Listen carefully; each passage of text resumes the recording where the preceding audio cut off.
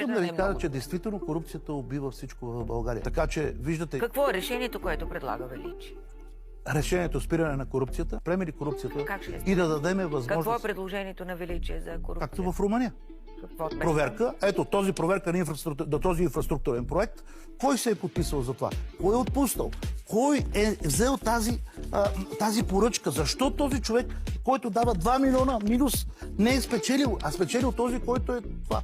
И кой... Чувала съм да казва, че ниската цена не е достатъчна гаранция за качество, че не е достатъчно да си на най-ниската цена и да го изпълниш с... Тук имате ли качество? Ето вижте тази тръба, вижте как е наранена и тя е сложена вътре. Вижте как е наранена. Искам да ви кажа, че действително корупцията убива всичко в България. Нямаме желание да работиме. Никой няма желание да плаща данъци. Дайте предложението на Величие. Казахме както Румъния. Проверка на всички инфраструктурни проекти. Кой да ги провери? Ами, който трябва. Кой трябва? Трябва полиция, прокуратура. Обаче политиците в момента пречат за тази воля и на прокуратурата, и в съда. Прокурорите искат, политиците им пречат. Точно така. Да, притискат ги. Притискат ги, да, разбира се.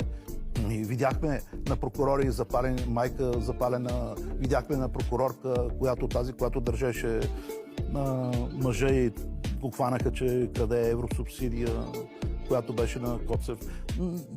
Притискането на прокурорите е много огромно. Трябва да дадем свобода на всички, и на прокуратура, и на съд, и на полиция. Да им се развържат ръцете, за да могат да работят, да се влезат в час.